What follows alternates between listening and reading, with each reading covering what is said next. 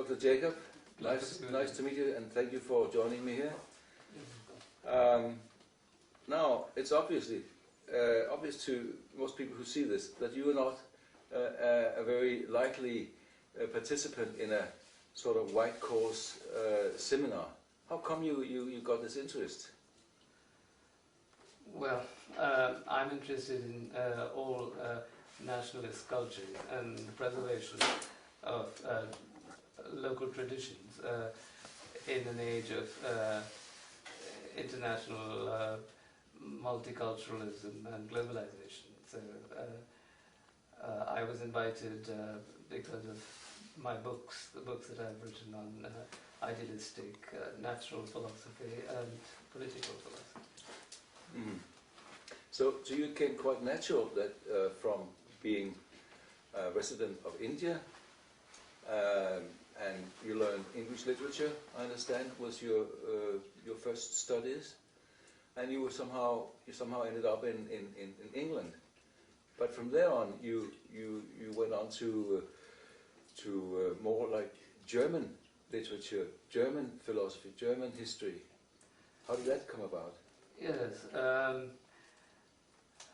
When I did my doctorate in America, I chose a philosopher from the 17th century who was a Neoplatonist English philosopher. And who was that?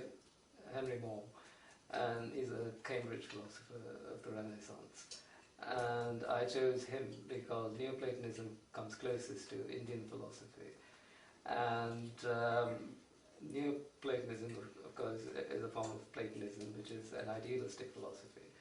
And when I studied idealistic philosophy further, I found that it was most fully developed in Germany, especially in the 19th century. And so I went on to study that, particularly natural philosophy. And so I wrote my book, De Naturae Natura, about the history of natural philosophy in Europe.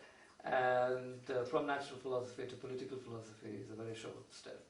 And so I did idealistic political philosophy, also in Germany. And these are all nationalist philosophers, starting with Chamberlain and going through the Weimar Republic, the conservatives of the Weimar Republic, and ending with Alfred Rosenberg, who was a National Socialist ideologue. Mm. So you've been through more or less the whole range of, let's say, pre-Second World War philosophers and literature. And it's, as I remember, you had concentrated a lot on the so-called anti-Semitic and actual anti-Semitic, probably, literature of the late 19th century. And also later, could you tell us a little bit about what that showed to you? Well, all idealism is opposed to Judaism and Jewish thought. So it is very, very clearly indicated in these idealistic political philosophers. And it is a point of view that I sympathize with, because I know from my own study of Indian philosophy that Judaism is completely opposed to it, completely different from it. And so when I studied idealistic political philosophy, that's conservative political philosophy, I naturally also studied the anti-Semitic German thinkers. Came in quite automatically. I would like to just read a few of the titles here. They're pretty rather long titles, which would suppose it's natural when it's very scholarly works. Maybe gives the audience a little bit of an inkling of what kind of deep studies you've done in these areas. Like there was here reconstruction, Etman, a reconstruction of the solar cosmology of the Indo-Europeans.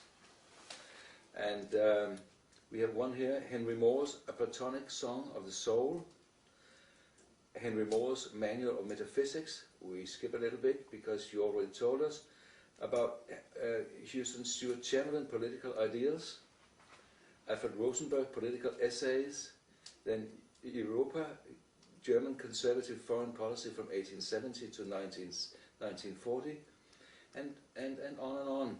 Many, many titles. One I've read is Eugen Düring on the Jews, very interesting, and would actually would be very nice to have that translated, of course, in other languages. There's one which bears pretty much on our seminar, the title of that, which was The Revolt Against Civilization. You have one here which is The Rule of the Inferior from 1930. Right. Well, what is the rule of the inferior here? Well, I would assume it was Weimar conservative, and he was opposed to the current rulers of the day, and so he actually was an advisor to Papen, who was, of course, connected with the Reich, but he was against National Socialism, and so he was assassinated by Hitler during the Night of the Long Knives. So there are many strands of conservatism that were developed before the Second World War, and his is a major strand because Weimar conservatism is quite well known. I see. So both on the account of anti-Semitism, the Jewish problem, the culture of Europe as we have it today compared with what was before the Second World War, you're pretty well qualified to have an opinion on what we see today. Could you tell us a little bit, what did you get out of the seminar we had here? Could you just in a few words, maybe not so few words, tell us what did we reach there? Well, there were many points of view expressed by many different speakers. I don't think there is one common viewpoint that marked the entire conference, because I spoke about what I'm most interested in, and that is the decay of culture universally after the war. Something radical has happened as a result of the war and the colonization of Europe by America and Russia, and this has had far-reaching effects around the world through the spread of democracy, particularly as far as India, which is also suffering from this post-World War trauma.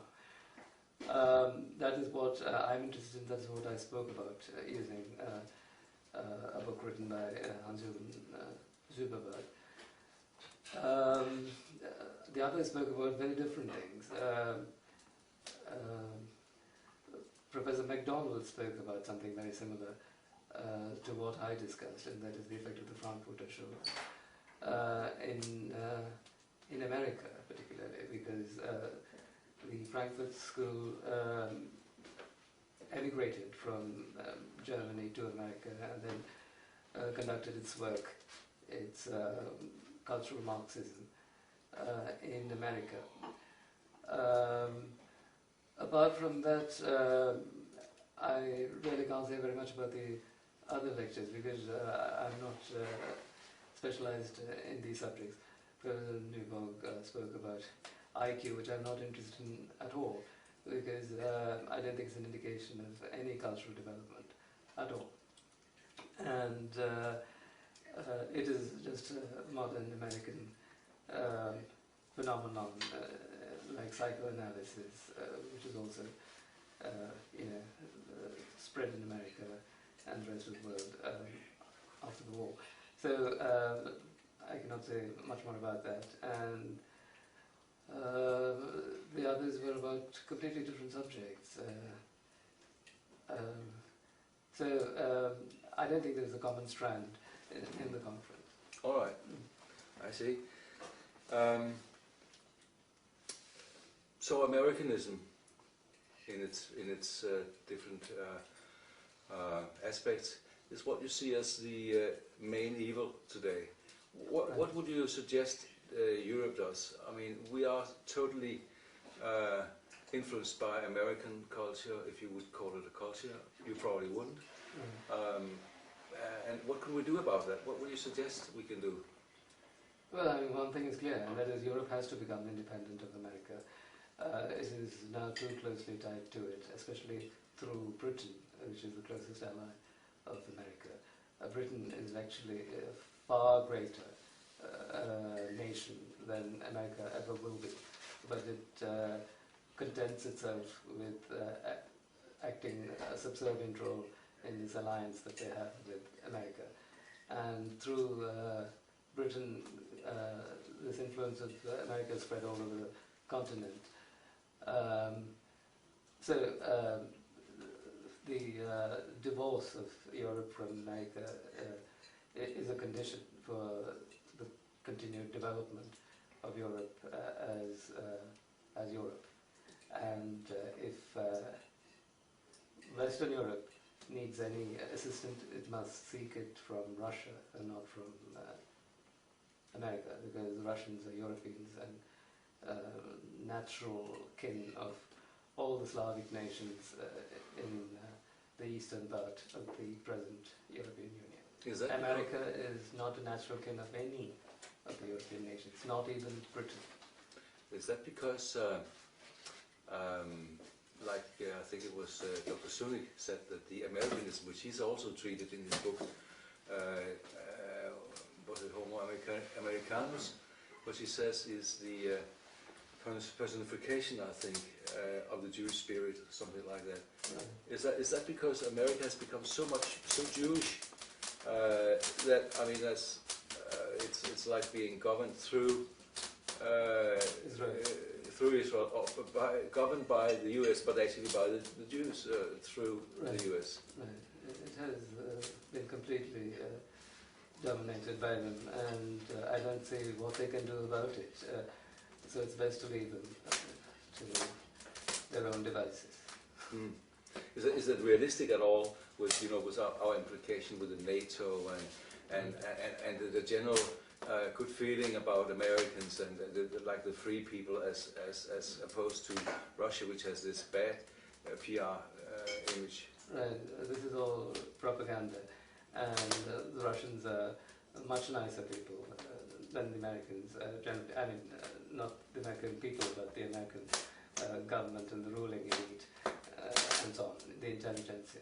So this is just the effect of propaganda.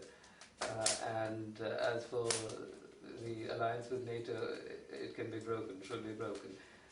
The European Union, or Europe, whatever the new Europe is called, must have its own armed forces and can seek support from Russia if it need be, and so on. And as for freedom, you don't need to be taught freedom by the Americans.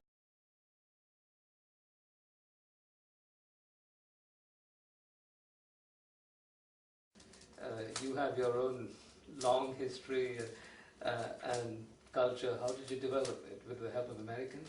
It's utterly unnecessary and absurd. So we should go back to our roots, just like Dr. Sunik said again with the he had with the new European right angle, I think there, that people like from Denmark should go back to their roots and forget about the Jewish influence through Americanism, something like that. Right. You have to stick to your traditions, which are not American, because America has no tradition. It has only kind of popular culture, a proletarian culture, and it's exporting it vigorously through the media and so on and so forth. And you cannot allow future generations of Europeans to be subject to this indoctrination. Right. And you've written something about it's a book called Nobilita. I don't know if I get the title. Nobilita. Nobilita is a study of European aristocratic philosophy from ancient Greece to the early 20th century. So, like other our speakers, you're also very interested in the Greek philosophy, particularly the aristocratic part of that. Could you tell us a little bit about that? Well, all of European culture is aristocratic. All of culture is aristocratic. It does not derive from the people. The whole of the modern world, post-Marxist, post-communist, post-capitalist world, is proletarian. It is Marxist and believes that people can somehow gain independence and intellectual development and culture by themselves. This is completely wrong. It needs to be guided by an elite, and this elite must be the elite of their own land, connected to the land. So that is the aristocracy, because they're always based, on estates in their country and have intimate contact with the land. That is how culture is developed, and they are always guided by the spiritual organization of the land, which is, in the case of Europe, the church. And these two always go together, church and state. The divorce of church and state in modern democracy is an abomination. I see. Which is not exactly what the media say. They want them to be split totally. The sooner the better. In Denmark as well as in Sweden. What has happened actually in Sweden? It's been done. Right. Anyway, this brings me to the question of the Aryan philosophy, Right. which also other members have discussed. The Aryan philosophy, well, that's you should be an expert on that. You come from the areas where Aryan philosophy is supposed to have originated. Right. Of course, people who are interested in National Socialism are interested in Aryanism, because the National Socialists use the Aryan mythology to their own ends. They call themselves Aryans. Of course, they are Aryans. The Western Indo-Europeans are not called Aryans originally. They're called Celts and Germans and so on. But the Indo-Iranians call themselves Aryans. And so we have the Aryan philosophy in India still, in Brahmanism particularly, and Buddhism also. And this is the most ancient religion philosophy of the European people. It's, I don't know, at least 10,000 years old or something. And it is a tradition that we have preserved through the ages. It is also completely aristocratic, because it is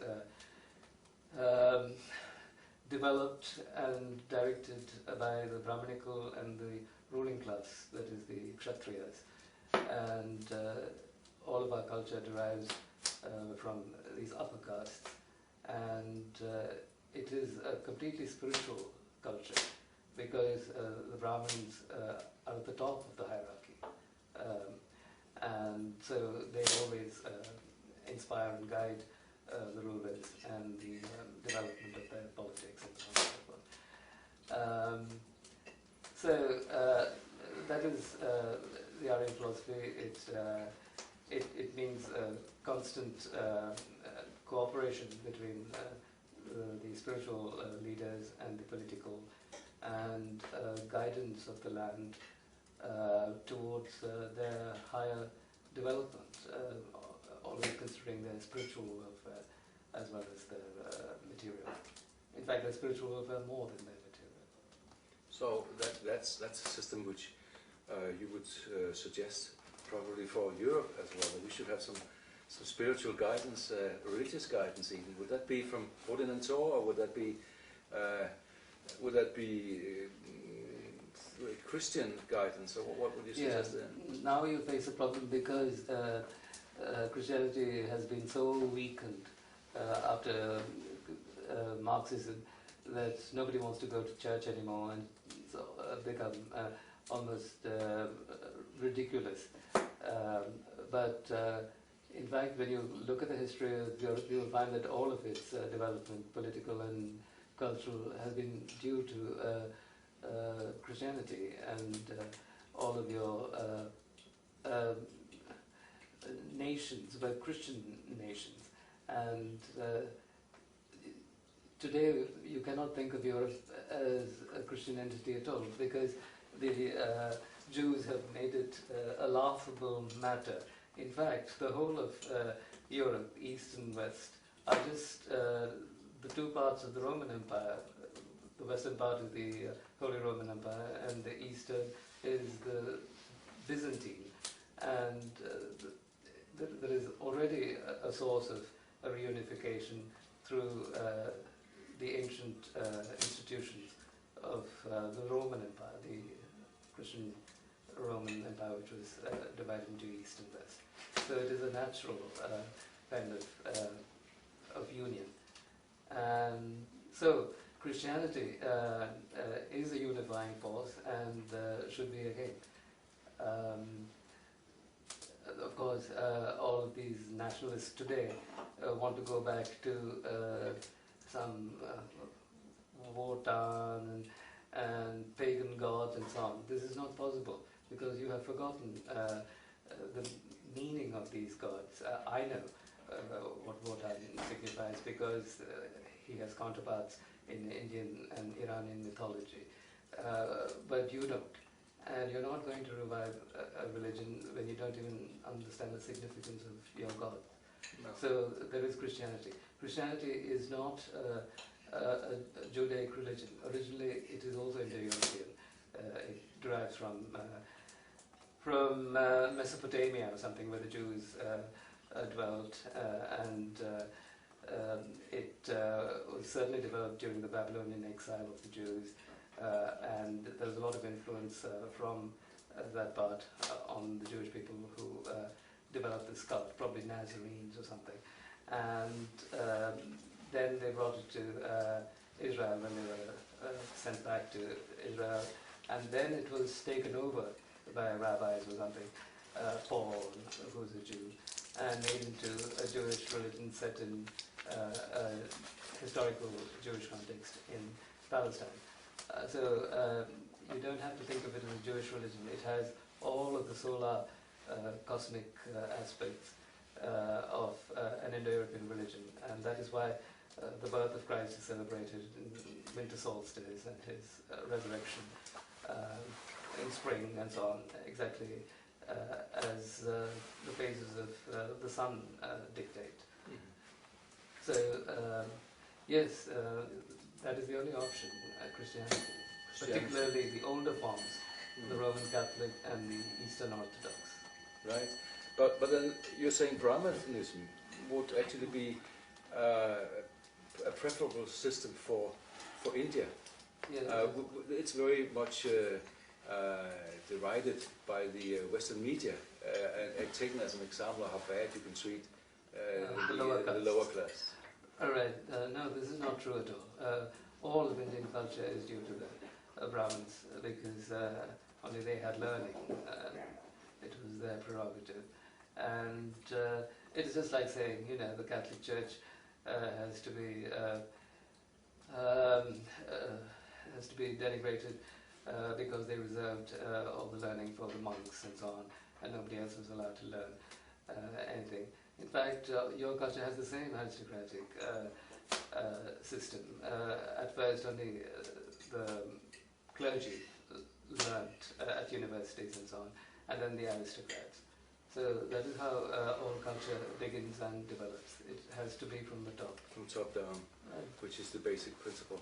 Okay, so just as a last question, I think for you is that I see the development of your interests coming from the Aryan sort of ideals in Brahmanism, in India, and in Hinduism, and leading up to where you found the same principles best represented in Germany, out of all other countries. Is that so? Right, because all idealistic philosophy is based on the elevation of man to God. That is, to think above his material condition and to aspire to something ideal. And only with this can culture develop and progress. With this materialistic philosophy of Marx and the Americans, they're not going to develop at all. They become more and more puerile, like children. As you can see, the whole of American culture is really only for undeveloped children. It is gaudy and it's full of fantasy, and it's full of games. It's not serious at all, and it should not be taken seriously either. Mm. Now, it's in a country, in a third world country, is what we call India. It's not very normal. You don't very often see scholars being interested in the survival of the West at all. Not being interested in it, maybe. Do you find it difficult to explain that to, say, scholars from your own country, from India? Well, your interest in the European and German particularly. No, this is a globalized world now. Everybody's connected to everybody else. In fact, India is not independent. It is interested in this this spurious technological culture of America. It is involved in it and cooperating with it. So why should I not be interested in something Western also, and something more authentically Western, which is the European? Do you find it easy to get, say, your family to understand your interests, or is that a little bit far away? No, my family are not interested in philosophy or politics. They are just professionals, engineers and doctors and so on. I see. Well, and so you've been a philosopher from very early in your life. I'm a philosopher naturally, so it's something I do naturally. So. Okay. Well, at first I thought how obvious it would be to say, like you seem like a Western soul in an Eastern body, but that's not exactly a description of your situation, is it? What East and West? The Indo-Europeans have one philosophy and one culture. The external forms are different. For instance, Russian church looks very different from Danish. These are forms of architecture that are different. So also an Indian temple looks different from Christian. So these are the external forms. But the aims, the spiritual aims, are all the same, because the Indo-European people are spread from India to Ireland, and not beyond. Okay. Well, Dr. Jacob, I think this was a very good complimentary talk to what you presented to us yesterday, and I think the two things will go well together. The deeper study of what you said yesterday, plus seeing you as a human being with an understandable background for this interesting study. So I thank you very much for joining me here, and I wish you a nice trip back to where we were going to. I hope to see you again here. Brno in the Czech Republic. Well, another interesting place. But I hope you'll be back here for some other interesting talks and maybe another event like the one we had. I hope so too. Thank you very much. Thank you.